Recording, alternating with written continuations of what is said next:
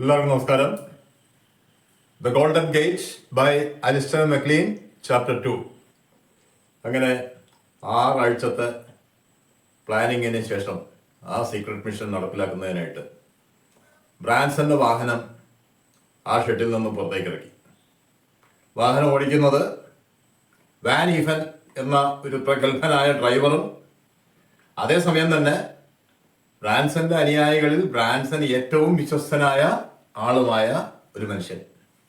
ഏകദേശം ഒരു 5 അടി അല്പം കൂടുതൽ പൊക്കം, കുറ്റി തലമുടി, ബ്രാൻസനെ പോലെ അല്ല, ഒറ്റ നോട്ടത്തിൽ തന്നെ ആരും പേടിച്ചു പോകുന്ന ഒരു രൂപം. അദ്ദേഹം വാഹനം മുന്നോട്ടെടുത്തു. ഡാലി സിറ്റിയിൽ നിന്ന് സാൻ ഫ്രാൻസിസ്കോയിലേക്ക് പോകുന്ന മെയിൻ ഹൈവേയിലൂടെ സാൻ ഫ്രാൻസിസ്കോ സിറ്റി ലക്ഷ്യമാക്കി വാഹനം മുന്നോട്ട് നീങ്ങുന്നതിനിടയിൽ ബ്രാൻസൺ ചോദിച്ചു, ജോണി, നമ്പർ പ്ലേറ്റൊക്കെ റെഡിയാണോ? കാരണം ഇവര് യാത്ര ചെയ്യുന്ന ബസ്സും നമ്മൾ നേരത്തെ പറഞ്ഞ പ്രസിഡന്റിന്റെ വാഹന വ്യൂഹത്തിലുള്ള 3 ബസ്സുകൾ പുറമേന്ന് കാണാൻ യാതൊരു വ്യത്യാസമില്ല. ഒരേ ഒരു വ്യത്യാസം നമ്പർ പ്ലേറ്റ് ആണ്. പ്രസിഡന്റിന്റെ 3 ബസ്സുകളിലും വാഷിംഗ്ടൺ സ്റ്റേറ്റിന്റെ നമ്പർ പ്ലേറ്റ് ആണെങ്കിൽ ഇവരുടെ ബസ്സിലുള്ളത് കാലിഫോർണിയ സ്റ്റേറ്റിന്റെ നമ്പർ പ്ലേറ്റ് ആണ്. സോ അവരത് മാറ്റാൻ ഉദ്ദേശിക്കുന്നു. അതായത് അവര് ബോംബ് ഇംപ്ലാന്റ് ചെയ്ത പ്രസിഡന്റിന്റെ വാഹന വ്യൂഹത്തിന് ഏറ്റവും പുറകെ വരുന്ന വാഹനം, അതിന്റെ എസ്കോർട്ട് വാഹനം, അതിലെ നമ്പർ പ്ലേറ്റിന് സമാനമായ നമ്പറുള്ള 2 നമ്പർ പ്ലേറ്റുകൾ അവരുണ്ടാക്കി വെച്ചിട്ടുണ്ട്. ബ്രാൻസൺ ജോണിയോട് പറഞ്ഞു, വണ്ടി നിർത്തിയാൽ ഉടനെ നീ പുറത്തു കാണണം. ആ 2 നമ്പർ പ്ലേറ്റുകളും ഇപ്പോൾ ഉള്ള നമ്മുടെ വണ്ടിയുടെ നമ്പർ പ്ലേറ്റിന്റെ മുമ്പിൽ ഫിറ്റ് ചെയ്യണം. അതിന് സിമ്പിളായിട്ടുള്ള ഒരു അറേഞ്ച്മെന്റ് അവർ ചെയ്തിട്ടുണ്ട്.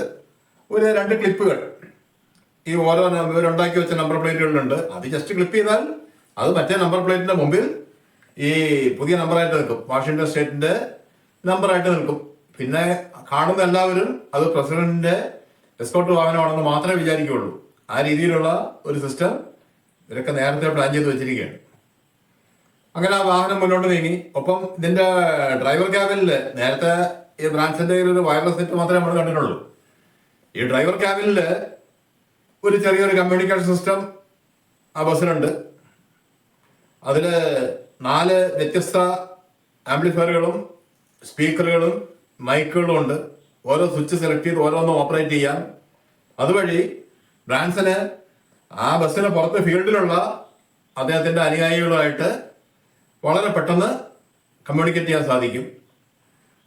ബ്രാൻസൺ ആദ്യമായിട്ട് അതിൻ്റെ ഒരു സ്വിച്ച് ഓപ്പറേറ്റ് ചെയ്തു. സംസാരിച്ചത് ജെൻസനോടാണ്. ജെൻസന് നമ്മൾ നേരത്തെ മനസ്സിലാക്കി FBI ഡെപ്യൂട്ടി ചീഫിന്റെ ഡ്യൂപ്ലിക്കേറ്റ് ആയിട്ട് സാൻ ഫ്രാൻസിസ്കോ സിറ്റിയിലെ ഒരു ഹോട്ടൽ ലോബിയിൽ നിൽപ്പുണ്ട്. അദ്ദേഹത്തെ ബ്രാൻസൺ വിളിച്ചു. അദ്ദേഹം അവിടെ നിന്ന് പറഞ്ഞു, എല്ലാം കറക്റ്റ് ടൈമിംഗ് ആണ്, 40 മിനിറ്റിനകം പുറപ്പെടും. അടുത്തത് ബ്രാൻസൺ വിളിച്ചത് ജോൺസണെയാണ്.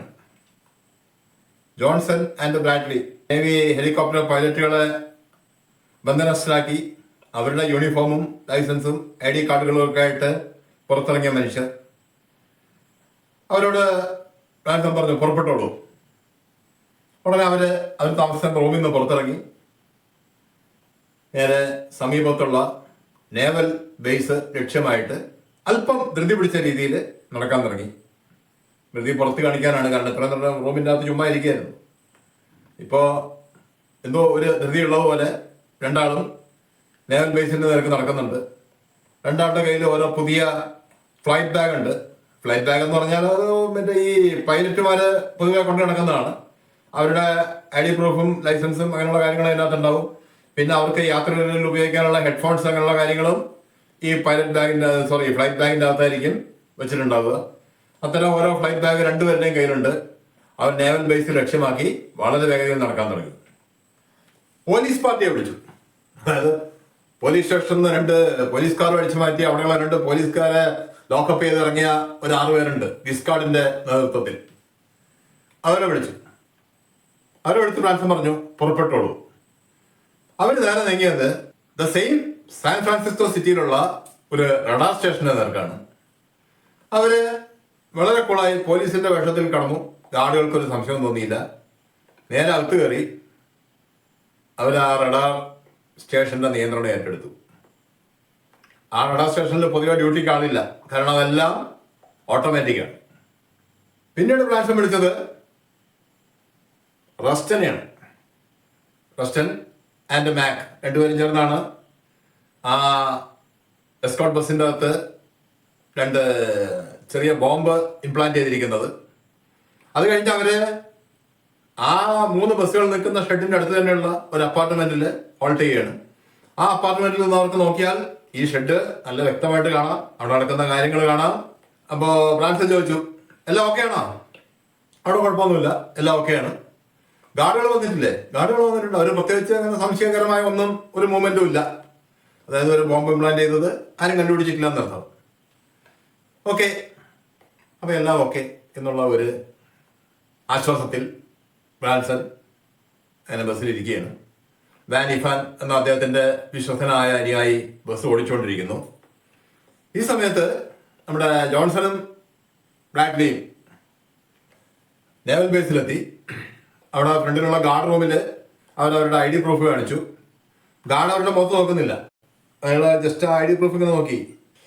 ഓ, ലെഫ്റ്റനന്റ് ആഷ്ബ്രിഡ്ജ് ആൻഡ് മാർട്ടിനസ്, നിങ്ങൾ വളരെ വൈകിയല്ലോ. ശരിയാണ്, ഞങ്ങൾ വൈകിപ്പോയി. അതുകൊണ്ട് ഞങ്ങൾ നേരെ പോവുകയാണ് ഹെലികോപ്റ്ററിലോട്ട്. അങ്ങനെ നേരെ പോകാൻ നിങ്ങൾക്ക് പറ്റില്ല. കമാൻഡർ ഐസങ്സ് നിങ്ങളെ പ്രത്യേകം കാണണമെന്ന് പറഞ്ഞിരിക്കുകയാണ്. അതുകൊണ്ട് നേരെ കമാൻഡറിന്റെ ചേംബറിലേക്ക് വിട്ടോ. അങ്ങനെ അവർ രണ്ടാളും നേരെ കമാൻഡറിന്റെ ചേംബറിലേക്ക് പോയി. ആ ചേംബറിന്റെ ഫ്രണ്ടിലായി തന്നെ ഉള്ള ഹാളിൽ ഒരു നേവി പെറ്റി ഓഫീസർ ഇരിപ്പുണ്ട്. അദ്ദേഹവും അവരൊന്ന് നോക്കി. അവര് ഈ പറഞ്ഞ ആഷ്ബ്രിഡ്ജും മാർട്ടിനസും ആണെന്ന് അയാൾക്ക് ഒരു തോന്നലുണ്ടായി. അയാൾ കൈകൊണ്ട് കാണിച്ചു, പൊയ്ക്കോ, അകത്തോട്ട് വയ്ക്കോ, ബാക്കി അവിടെ നിന്ന് വാങ്ങിച്ചോ എന്നുള്ള രീതിയിലുള്ള ഒരു ആഗ്യം കാണിച്ചു. ഇവരകത്ത് കയറി. അകത്ത് കയറുന്നതിനിടയിൽ ജോൺസൺ വളരെ തിരുക്കപ്പെട്ട് അദ്ദേഹത്തിന്റെ ഫ്ലൈറ്റ് ബാഗിന്റെ അകത്ത് എന്തോ തപ്പിയെടുക്കുന്നുണ്ട്.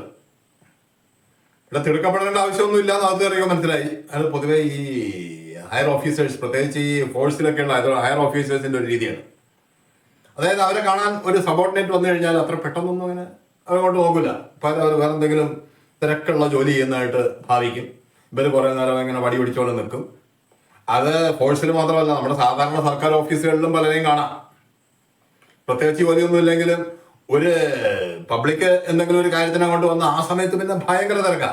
അദ്ദേഹത്തിന്റെ മുഖത്ത് പോലും നോക്കാൻ നേരം ഉണ്ടാവില്ല. ആ രീതിയിൽ തിരക്ക് ഭാവിക്കുന്ന ആൾക്കാരെ നമ്മുടെ നാട്ടിലും പല സ്ഥലത്തും കാണാം. എന്തായാലും കുറച്ചു നേരത്തേക്ക് അദ്ദേഹം അവിടെ അദ്ദേഹത്തിന് മുമ്പിലുള്ള ഒരു പാഡിൽ എന്തോ എഴുതിക്കൊണ്ടിരിക്കുകയായിരുന്നു. ആ സമയത്ത് ഇവരുടെ മുഖത്ത് പോലും നോക്കിയില്ല. ഇതിനിടയിൽ ജോൺസൺ ഫ്ലൈറ്റ് ബാഗ് തുറന്നു. അതിൻ്റെ അകത്തുനിന്ന് ഒരു സ്പ്രേ എടുത്ത് ആ ബാഗിന്റെ ഫ്രണ്ടിലായിട്ട്, അതായത് ഈ ബാഗ് ഇപ്പോ ഈ കമാൻഡറിന്റെ ടേബിളിന്റെ ഒരു അറ്റത്ത് വെച്ചിരിക്കുകയാണ്. അതിന്റെ ഫ്രണ്ടിലായിട്ട് ഈ സ്പ്രേ വെച്ചു. അപ്പൊ കമാൻഡർ അവിടെ നോക്കുമ്പോൾ ഈ സ്പ്രേ ഒന്നും കാണില്ല. ഇത് ജോൺസന്റെ കൈ പക്ഷേ ഈ സ്പ്രേയിലുണ്ട്. ഇത്തിരി മുഖം ഉയർത്താണ്ട് തന്നെ ഈ കമാൻഡർ ഐസങ്സ് പറഞ്ഞു, ആ ഇപ്പോഴെങ്കിലും വന്നല്ലോ, വളരെ സന്തോഷം, താങ്ക് യു, കളിയാക്കി പറയാണ്, എനിക്ക് വന്നിരിക്കുകയാണ് എന്ന് പറഞ്ഞ് അദ്ദേഹം ഇങ്ങനെ മുഖം ഉയർത്തി അവരെ ഫേസ് ടു ഫേസ് നോക്കി. അതിനുശേഷം അദ്ദേഹം പറഞ്ഞു, നിങ്ങൾ ആഷ്ബ്രിഡ്ജും മാർട്ടിനസും അല്ലല്ലോ. ജോൺസൺ പറഞ്ഞു, അല്ല. പറയുമ്പോഴേക്കും അദ്ദേഹം ആ സ്പ്രേ എടുത്തു, കമാൻഡറുടെ മുഖത്തേക്ക് സ്പ്രേ ചെയ്തു. കമാൻഡർ ബോധരഹിതനായിട്ട് അവിടെ വീണു. കമാൻഡറുടെ ടേബിളിലുള്ള ഫോൺ എടുത്തു. അതിലുള്ള ഒരു സ്പീഡ് ഡയൽ ബട്ടണിൽ അത് എഴുതിയിരിക്കുന്നത് വായിച്ച് പ്രസ് ചെയ്തു. സെക്യൂരിറ്റി ടവറിൽ, അതായത് അവർ വന്നു കയറിയ വഴിയിലുള്ള ആ ടവർ, സെക്യൂരിറ്റി ഗാർഡുകളിരിക്കുന്ന ഭാഗം, അവിടേക്ക് കോള് കണക്റ്റായി. ജോൺസൺ ആ ഫോണിലൂടെ സംസാരിച്ചു. അത് അദ്ദേഹത്തിന്റെ മറ്റൊരു കഴിവ് പുറത്തു കൊണ്ടുവരുന്ന രീതിയിലായിരുന്നു. അതായത് ആ കമാൻഡറുടെ അതേ ശബ്ദത്തിലും അതേ സംസാര രീതിയിലും ഒരു വ്യത്യാസവും വരാത്ത രീതിയിൽ അദ്ദേഹം ഫോണിലൂടെ സംസാരിച്ചു. സെക്യൂരിറ്റി ടവർ, അതെ, ലഫ്റ്റനന്റ് ആഷ്ബ്രിഡ്ജിനും മാർട്ടിനസിനും ഹെലികോപ്റ്ററിലേക്ക് പെട്ടെന്ന് പോകാനുള്ള ഏർപ്പാട് ചെയ്ത് കൊടുക്കൂ. ഫോൺ കട്ട് ചെയ്തു. പുറത്തിറങ്ങി പിന്നെ ഈ പറഞ്ഞ രീതിയിൽ കമാൻഡറുടെ ഓർഡറാണല്ലോ, അവർ വളരെ പെട്ടെന്ന് ഹെലികോപ്റ്ററിലെത്തി അകത്ത് കയറിയിരുന്ന ഒരു ബ്രാൻസിനെ വിളിച്ചു. ഓക്കെ, ഞങ്ങൾ അകത്തെത്തിയിട്ടുണ്ട്, പക്ഷേ പുറത്ത് ചില ശരിയല്ലാത്ത കാര്യങ്ങൾ നടക്കുന്നുണ്ട്. കാരണം ജോൺസൺ ആ ഹെലികോപ്റ്ററിനകത്ത് നോക്കുമ്പോൾ കാണാം കമാൻഡറുടെ ഓഫീസിൽ നിന്ന് പെട്ടെന്ന് ഒരാൾ ഓടി പുറത്തേക്ക് ഇറങ്ങി വരുന്നു. കാരണം കമാൻഡറുടെ ക്യാബിൻ്റെ ഡോറ് ലോക്ക് ചെയ്ത് വെച്ചിരിക്കുകയാണ്, തുറക്കാൻ പറ്റുന്നില്ല. തൊട്ട് മുമ്പിലിരുന്ന പെറ്റി ഓഫീസറേയും കാണാനില്ല. രണ്ടുപേരെ ഇവർ ബോധം കെടുത്തി അവിടുത്തെ ഒരു വാഷ്റൂമിലിട്ട് ലോക്ക് ചെയ്തിരിക്കുകയാണ്. ഈ രണ്ട് താക്കോലും, ക്യാബിൻ്റെ താക്കോലും വാഷ്റൂമിൻ്റെ താക്കോലും ഇപ്പൊ ജോൺസന്റെ പോക്കറ്റിൽ കിടക്കുകയാണ്. അപ്പൊ ഇത് മനസ്സിലാക്കിയാണ് മറ്റേയാൾ ഓടി വരുന്നത് എന്നാണ് ജോൺസന്റെ വിശ്വാസം. ഞങ്ങൾ പറഞ്ഞിരുന്ന നേരത്തെ ഇവിടെ നിന്ന് ടേക്ക് ഓഫ് ചെയ്യേണ്ടി വരും. അപ്പൊ ബ്രാൻസൺ പറഞ്ഞു കഴിയുന്നത്ര അവിടെ പിടിച്ചു നിൽക്കുക, പിന്നെ വേറെ വഴിയില്ലെങ്കിൽ അപ്പൊ നമുക്ക് ആലോചിക്കാം. ഈ സമയത്ത് നമ്മുടെ വാനിഫൻ ചോദിച്ചു ബ്രാൻസനോട്, എന്താണ് അവിടെ പ്രശ്നം? അത് ജോൺസൺ സംശയിക്കുന്നു അവിടെ എന്തോ ഒരു പ്രശ്നമുണ്ട്, അതുകൊണ്ട് ഇവരെ പിടിക്കും എന്നൊരു സംശയമുണ്ട്. അപ്പൊ അതുകൊണ്ട് നേരത്തെ ടേക്ക് ഓഫ് ചെയ്യാമോ എന്ന് ചോദിക്കുകയാണ്. പക്ഷെ അങ്ങനെ നേരത്തെ ടേക്ക് ഓഫ് പറഞ്ഞ സമയത്തിന് മുമ്പ് ടേക്ക് ഓഫ് ചെയ്താൽ അവർക്ക് സംശയം വരും.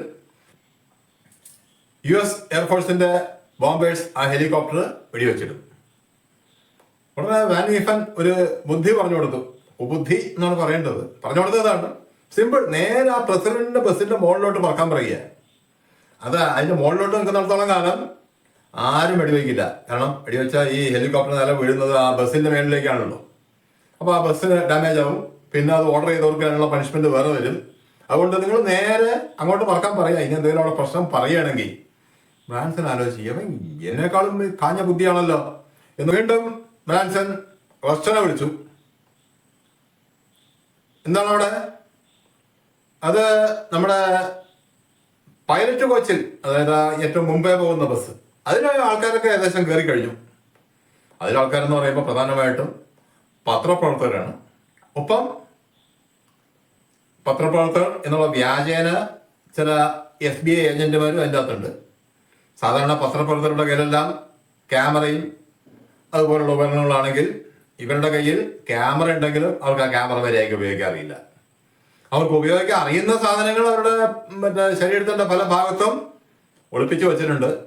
അത് പലതരം പിസ്റ്റൾസ്. ഇതിനിടയിൽ ബ്രാൻസൺ ജെൻസനെ വിളിച്ചു. ജെൻസൺ വീണ്ടും പറഞ്ഞു എല്ലാം കറക്റ്റ് ടൈമിംഗ് ആണ്, 30 മിനിറ്റിനകം പുറപ്പെടും. ആ കോള് കട്ട് ചെയ്തു. അപ്പോഴേക്കും ജോൺസന്റെ കോള് വന്നു. ജോൺസൺ പറഞ്ഞു ഏത് നിമിഷവും എന്തും സംഭവിക്കുന്ന അവസ്ഥയിലാണ്, ഗാർഡ് റൂമിൽ നിന്ന് ആരെയൊക്കെയോ ഫോൺ ചെയ്യുന്നുണ്ട്, എന്ത് സംഭവിക്കുമെന്ന് ഞങ്ങൾക്ക് അറിഞ്ഞൂടാ. ഉടനെ ബ്രാൻസൺ പറഞ്ഞു അങ്ങനെ എന്തെങ്കിലും എമർജൻസി ആയിട്ട് സംഭവിക്കുകയാണെങ്കിൽ നിങ്ങൾ അപ്പം ടേക്ക് ഓഫ് ചെയ്തോ, അതുവരെ ഷെഡ്യൂൾഡ് ടൈമിന് മുമ്പ് ടേക്ക് ഓഫ് ചെയ്യരുത്. പക്ഷേ 1 മിനിറ്റിനകം ജോൺസൺ വീണ്ടും പറഞ്ഞു സെക്യൂരിറ്റി ടവറിന്ന് ഞങ്ങൾക്ക് ടേക്ക് ഓഫ് സിഗ്നൽ കിട്ടിയിരിക്കുന്നു. അതായത് അവരുടെ മേലെ സംശയമുണ്ട് എന്ന് അവർക്ക് തോന്നിയതാണ്. ആ ഭാഗത്ത് അങ്ങനെയുള്ള സംശയങ്ങളില്ല. മറിച്ച് അവർക്ക് എവിടെ നിന്നും ഒരു മെസ്സേജ് വരാനുണ്ട്, ഇത് എന്നുള്ള സമയം കറക്റ്റ് കൊടുക്കാൻ, മെസ്സേജ് ഇവർക്കുള്ള മെസ്സേജ് കറക്റ്റ് കൊടുക്കാനുള്ള ഒരു മെസ്സേജ് എവിടെ നിന്നോ വരണം, അതിന് വെയിറ്റ് ചെയ്യായിരുന്നു. പക്ഷേ തുടക്കം തൊട്ടേ നമ്മൾ കണ്ട വളരെ കോൺഫിഡന്റ് ആയിരുന്ന ബ്രാൻസൺ ജോൺസന്റെ സംസാരം കൊണ്ട് ഇത്രയും നേരം ഒരു ചെറിയ ടെൻഷനിലായിരുന്നു. അതപ്പോഴാണ് അദ്ദേഹം ആലോചിക്കുന്നത്. അദ്ദേഹത്തിന്റെ മുഖവും കഴുത്തും എല്ലാം വേർതിരിക്കുന്നു ആ AC ബസ്സിന്റെ അകത്തിരുന്ന് പോലും. അപ്പൊ അദ്ദേഹം ആലോചിക്കണോ ഞാൻ ഇത്രയും ടെൻഷനിലായിരുന്നോ? ആ ഒരു സമയത്തുള്ള വെപ്രാളത്തിലെ ടെൻഷനെ കുറിച്ച് പോലും ആലോചിക്കാൻ മറന്നുപോയി. കാരണം ഈ ഒരു സീക്രട്ട് മിഷന് വേണ്ടി അദ്ദേഹം $2.5 ലക്ഷം ചിലവാക്കിയിരിക്കുന്നത്. വാഹനത്തിന്റെ വില നമ്മൾ നേരത്തെ പറഞ്ഞു, അത് കൂടാതെ അതിനുള്ള എക്യുപ്മെന്റ്സ്, പിന്നെ അനുയായികളുള്ള കൂലി, മറ്റു കാര്യങ്ങളെല്ലാം കൂടി ഏകദേശം $2 ലക്ഷം, അതും 50 കൊല്ലം മുമ്പത്തെ. അപ്പോ എന്തെങ്കിലും ഒരു പാളിച്ച വന്നാൽ ആ $2 ലക്ഷം നഷ്ടപ്പെടും എന്നുള്ളൊരു അവസ്ഥയിലാണ് ബ്രാൻസൺ. അതുകൊണ്ട് സ്വാഭാവികമായിട്ടും ടെൻഷൻ വരും. വെസ്റ്റൺ ആൻഡ് മാക്ക് രണ്ടുപേരും അവരുടെ അപ്പാർട്ട്മെന്റിൽ നിന്ന് ഇറങ്ങിയിരിക്കുന്നു. അവര് ആ 3 ബസ്സുകൾ നിൽക്കുന്ന ഷെഡിലെത്തിയിരിക്കുന്നു. അപ്പോ അവര് ഒരു ബ്ലൂ കോട്ട് ധരിച്ചാണ് രണ്ടുപേരും വന്നിരിക്കുന്നത്. അത് അവിടുത്തെ ഒരു രീതി അനുസരിച്ച് ബ്ലൂ കോട്ട് ധരിക്കുന്നത് ബസ്സിന്റെ മെക്കാനിക്കുകളാണ്. അതുകൊണ്ട് അത്തരം ഒരു ഷെഡിൽ അങ്ങനെ 2 മെക്കാനിക്കുകൾ വരുന്ന ആരും സംശയിക്കാനില്ല. അവർ ആ ബസ്സിൻ്റെ അടുത്ത് വന്നു, വയർലെസ് എടുത്തു, ബ്രാൻസനെ വിളിച്ചു. എന്നിട്ട് പറഞ്ഞു, ദാ പ്രസിഡന്റ് യാത്ര ചെയ്യുന്ന ബസ് പുറപ്പെടുകയാണ്. നേരെ അവർ ആ ബസ് എടുത്തു, ആ ഷെഡിന്റെ ഫ്രണ്ടിൽ കൊണ്ട് അതിന്റെ ഡോറിന് ക്ലോസ് ആയിട്ടിട്ടു. ഇപ്പൊ ആ മറ്റേ ബസ്സിന്റെ അകത്ത് കുറെ ആൾക്കാരിപ്പുണ്ട്. നമ്മൾ പറഞ്ഞ പോലെ തന്നെയാണ്. നേരത്തെ മുംബൈ പോയ ബസ്സിൽ പത്രപ്രവർത്തകർ കൂടുതലും കുറച്ച് FBI ഏജന്റ് വരുന്നെങ്കിൽ ഇതിന് നേരെ തിരിച്ച കൂടുതൽ FBI ഏജൻസും കുറച്ച് പത്രക്കാരും, അത്രയാണ് അതിൻ്റെ അകത്തുള്ളത്. അവർ ആ ബസ്സിന്റെ അകത്ത് നോക്കുമ്പോൾ ബ്രാൻസന്റെ വാഹനത്തിന്റെ ഫ്രണ്ട് മാത്രം കാണാം, ഈ ഷെഡിന്റെ ഫ്രണ്ടിൽ. കാരണം ആ ഡോറിന് ക്ലോസ് ആയിട്ടാണ്, ഗേറ്റിന് ക്ലോസ് ആയിട്ടാണ് ആ വാഹനം നിൽക്കുന്നത്. അതിന്റെ ഫ്രണ്ട് മാത്രം ഇവർക്ക് ഇവിടെ നിന്ന് കാണാം. ബ്രാൻസനും വാനിഫനും വളരെ കൂളായിട്ട് അതിന് ഇറങ്ങി. രണ്ടുപേരുടെയും വേഷം എന്ന് പറഞ്ഞാൽ ശരിക്ക് നമ്മുടെ VIP വാഹനങ്ങളുടെ ഡ്രൈവർമാരുടെ വേഷം. White dress, white shirt, white pants. അത് രണ്ട് ഡ്രൈവർമാർ. ഇത്രയും അവർ ആര് കണ്ടാലും വിചാരിക്കുള്ളൂ. അവർ വളരെ കൂളായിട്ട് നടന്ന് ഈ ബസ്സിൻ്റെ അടുത്ത് വന്നു. ബ്രാൻസൺ ഡ്രൈവറുടെ സീറ്റിന്റെ ഓപ്പോസിറ്റുള്ള ഡോർ തുറന്നു, അകത്ത് കയറി ഞാൻ പറഞ്ഞു, ചെറിയ താമസമുണ്ട്. നമ്മുടെ മുംബൈ പോയ ബസ്സിന്റെ ഫസ്റ്റ് പൈലറ്റ് ബസ്സിന്റെ ഡ്രൈവർക്ക് ചെറിയൊരു ദേഹാസ്വാസ്ഥ്യം. അതുകൊണ്ട് അദ്ദേഹത്തെ ഹോസ്പിറ്റലിലേക്ക് അവിടുന്ന് കൊണ്ടുപോവാണ്. അതുകൊണ്ട് നമുക്ക് ഇത്തിരി മെല്ലെ പോയാൽ മതി. അപ്പൊ ഈ ബസ്സിന്റെ ഡ്രൈവർ പറഞ്ഞു, 2 മിനിറ്റ് മുമ്പ് ഒരു കുഴപ്പമില്ലാത്ത മനുഷ്യനാ, ഇപ്പൊ പെട്ടെന്നോ, വിശ്വസിക്കാൻ പറ്റുന്നില്ല. പറയുമ്പോഴേക്കും ബ്രാൻസൺ അദ്ദേഹത്തിന്റെ കയ്യിലുണ്ടായിരുന്ന 2 ചെറിയ ഗ്രനേഡുകൾ ആ ബസ്സിന്റെ ഫ്രണ്ടിലേക്ക് എറിഞ്ഞു. ഈ സമയത്ത് തന്നെ ബാക്കിൽ നിന്ന് ഒരു ചെറിയൊരു സ്ഫോടന ശബ്ദം, വലിയായിട്ടൊന്നുമില്ല, ചെറിയൊരു പടക്കം പൊട്ടുന്ന പോലെ ശബ്ദം.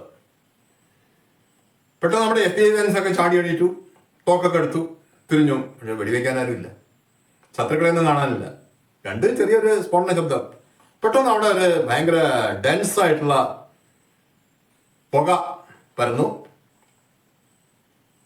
ഒപ്പം ഈ ഫ്രണ്ടിൽ നിന്നും ബ്രാൻസൺ ആണെങ്കിലോ ആ സമയം മുഴുവൻ ശ്വാസം എടുക്കാതെ ഇങ്ങനെ ഒരു യോഗാചാര്യന്റെ പോസ് ചെയ്തിരിക്കുകയാണ്. അദ്ദേഹം പെട്ടെന്ന് പുറത്തിറങ്ങി, ആ ഡോർ ക്ലോസ് ചെയ്തു. ഈ സമയത്ത് പുറത്തു നിന്നിരുന്ന ആൾക്കാരൊക്കെ, വെസ്റ്റൺ ഉണ്ട്, മാക്കുണ്ട്, നമ്മുടെ വാനിഫൻ ഉണ്ട്, ഇവരെല്ലാം ഓരോ ഭാഗത്തുള്ള ഡോറുകൾ പുറത്തുനിന്ന് ലോക്ക് ചെയ്തു. ആർക്കും പുറത്തിറങ്ങാൻ പറ്റാത്ത അവസ്ഥ. ആ പുക ശ്വസിച്ച് എല്ലാവരും ബോധരഹിതരായി ആ ബസ്സിന്റെ അകത്തിരുന്നു. അപ്പൊ നമ്മുടെ വെസ്റ്റൺ ചോദിച്ചു, എന്ത് സിമ്പിളാ കാര്യം. ആൻസർ പറഞ്ഞു, അത്രേ ഉള്ളൂ. പിന്നെ ഒരു കാര്യമുണ്ട്, ആ ഗ്യാസിന്റെ ഇഫക്റ്റ് വെറും 15 സെക്കൻഡ് നേരത്തേക്കേ ഉള്ളൂ. ഓക്സിജനായിട്ട് കോണ്ടാക്ട് ചെയ്താൽ 15 സെക്കൻഡിനകം അത് ന്യൂട്രലൈസ്ഡ് ആയി പോകും. പക്ഷേ ഈ 15 സെക്കൻഡിനുള്ളിൽ അത് ശ്വസിക്കുന്നവർ 1 മണിക്കൂറെങ്കിലും കഴിയാതെ ഇനി ഉണരില്ല.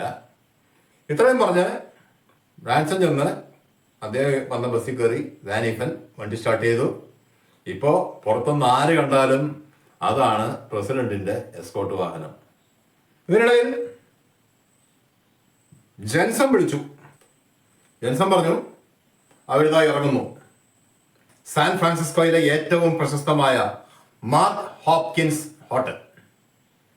അതിന്റെ അകത്ത് നിന്ന് US പ്രസിഡന്റും അദ്ദേഹത്തിന് പുറകെയായി അറേബ്യൻ കൺട്രിയുടെ കിങ്ങും മറ്റൊരു അറേബ്യൻ കൺട്രിയുടെ പ്രിൻസ്, US-ന്റെ മിലിറ്ററി ചീഫ്, പിന്നെ ആ സിറ്റിയുടെ മേയർ, US-ന്റെ എനർജി മിനിസ്റ്റർ, ഊർജ വകുപ്പ് മന്ത്രി, പിന്നെ ഈ കിങ്ങും പ്രിൻസും വന്ന രാജ്യങ്ങളിലെ പെട്രോളിയം വകുപ്പ് മന്ത്രിമാർ. ഇത്രയും ആൾക്കാർ ആ ഹോട്ടലിന് പുറത്തേക്ക് ഇറങ്ങി. അപ്പോഴേക്കും ആ ഹോട്ടലിന്റെ ഗേറ്റിന് മുമ്പിലായിട്ട് നമ്മുടെ പ്രസിഡന്റ് യാത്ര ചെയ്യുന്ന ബസ് വന്നു. ഇവിടെ നമ്മൾ കുറച്ചു കാലം മുമ്പ് കണ്ട പോലെ ഒന്നും ഇടിച്ചു പൊളിച്ചില്ല. ബസ് അകത്ത് കയറണം എന്നുള്ള കണക്കിലൊന്നും ഇടിച്ചു പൊളിച്ചൊന്നുമില്ല. ബസ് എന്റെ ഫ്രണ്ടിൽ നിന്നു, ഇവർ അങ്ങോട്ട് നടന്നു. ഇടവും വലവായിട്ട് സെക്യൂരിറ്റി ഗാർഡുകൾ. ഏറ്റവും മുമ്പിൽ നടന്നിരുന്നത് പ്രസിഡന്റ് ആയിരുന്നു. അല്പം പ്രായമായ, നരച്ച മുടിയുള്ള, എന്നാൽ വളരെ ഊർജ്ജസ്വലനായ, നല്ല പൊക്കമുള്ള ഒരു മനുഷ്യൻ. അദ്ദേഹം പ്രസിഡന്റ് ആവുന്നതിന് മുമ്പ് ഒരു വൻകിട ബിസിനസ്സുകാരനും കോടീശ്വരനും ഒക്കെ ആയിരുന്നു. ഇപ്പോഴുമാണ്. അവിടെയൊക്കെ അങ്ങനെയാണ്. അവിടെ അത്തരം ആൾക്കാരാണ് രാഷ്ട്രീയത്തിലേക്ക് ഇറങ്ങുന്നതും രാഷ്ട്ര സേവനത്തിന് വരുന്നതും. ഇവിടത്തെ പോലെ പല്ലും നഖമായിട്ട് വന്ന് രാഷ്ട്രീയത്തിൽ ഇറങ്ങി കോടികൾ ഉണ്ടാക്കുന്ന ഇടപാടല്ല അത്തരം പല രാജ്യങ്ങളിലും. അദ്ദേഹം ഓരോരുത്തരെയായിട്ട് തോളിൽ കൈവച്ച് മുന്നോട്ട് നയിച്ചുകൊണ്ടിരുന്നു. ആദ്യമായിട്ട് അറേബ്യൻ കൺട്രിയുടെ കിങ് മുന്നോട്ട് നടന്നു. അദ്ദേഹം പരമ്പരാഗതമായ അറബി വേഷത്തിൽ തന്നെയാണ്. തൊട്ടു പുറകെയായിട്ട് പ്രിൻസ്, പക്ഷെ അദ്ദേഹം പരമ്പരാഗത വേഷത്തിലല്ല, നല്ല വില കൂടിയ സ്യൂട്ടൊക്കെ ഇട്ടുകൊണ്ടാണ്. അദ്ദേഹത്തെ കുറിച്ച് പറയുകയാണെങ്കിൽ വളരെ ചെറുപ്പമാണ്, എനർജറ്റിക് ആണ്. അതുകൂടാതെ പൈലറ്റ് ലൈസൻസ് ഉള്ള ആളാണ്. പിന്നെ കാർ റേസ് ചെയ്യുന്ന ആളാണ്, അതിനുള്ള എല്ലാ കപ്പാസിറ്റി ഉള്ള ആളാണ്. കൂടാതെ സ്വന്തമായിട്ട് അന്നത്തെ വളരെ ലക്ഷറി ആയിട്ടുള്ള കാഡിലാക് കാറുകൾ ഒരു 25 എപ്പോഴും കസ്റ്റഡിയിലുണ്ടായിരിക്കും. അതിനെക്കുറിച്ച് രസകരമായ ഒരു കഥ, ഈ കാഡിലാക് കാർ ഉണ്ടാക്കുന്ന കമ്പനി, അതായത് ജനറൽ മോട്ടോഴ്സ്, അതിൻ്റെ ഉന്നതങ്ങളിൽ പ്രചാരത്തിലുണ്ട്. അതായത് ഈ പ്രിൻസിന് എപ്പോഴും കാർ നല്ല ഫ്രഷ് ആയിരിക്കണം. ഏതെങ്കിലും ഒരു കാറിന് എന്തെങ്കിലും ഒരു ചെറിയ കംപ്ലൈൻറ്റ് കണ്ടാൽ പിന്നെ അത് റിപ്പയറിംഗ് ഇല്ല, അപ്പോഴേ അത് ഡിസ്പോസ് ചെയ്യും, പുതിയൊരു കാഡിലാക് ഓർഡർ ചെയ്യും. എന്തായാലും ആ പ്രിൻസ് തൊട്ട് പറയായിട്ട് ആ രാജ്യങ്ങളുടെ പെട്രോളിയം വകുപ്പ് മന്ത്രിമാർ നടന്നു. അത് കഴിഞ്ഞ് US-ന്റെ എനർജി ഡിപ്പാർട്ട്മെന്റ് മിനിസ്റ്റർ എന്നല്ല അവിടെ പറയുക, സെക്രട്ടറി എന്നാണ് പറയുക, അദ്ദേഹം ഏറ്റവും പുറകിലായിട്ട് നമ്മുടെ city mayor, San Francisco city mayor, എല്ലാവരെയും ആനയിച്ച ബസ്സിൻ്റെ അകത്ത് കയറി ഏറ്റവും അവസാനമാണ് അദ്ദേഹം അകത്ത് കയറിയത്. പിന്നീട് വാഹനം നീങ്ങി.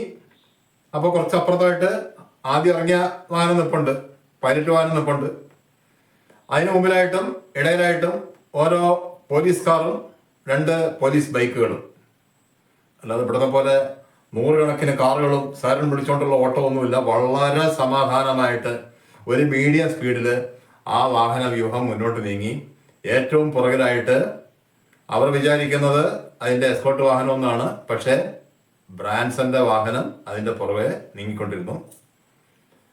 അങ്ങനെ കുറച്ചു ദൂരം യാത്ര ചെയ്ത് സാൻ ഫ്രാൻസിസ്കോ സിറ്റിയുടെ പ്രധാനപ്പെട്ട സ്ഥലങ്ങളെല്ലാം കഴിഞ്ഞ് ആ വാഹന വ്യൂഹം 1937 മുതൽ US-ന്റെ അഭിമാനമായി മാറിയ കാലിഫോർണിയ സ്റ്റേറ്റിലെ ഗോൾഡൻ ഗേറ്റ് ബ്രിഡ്ജിലേക്ക് കയറി.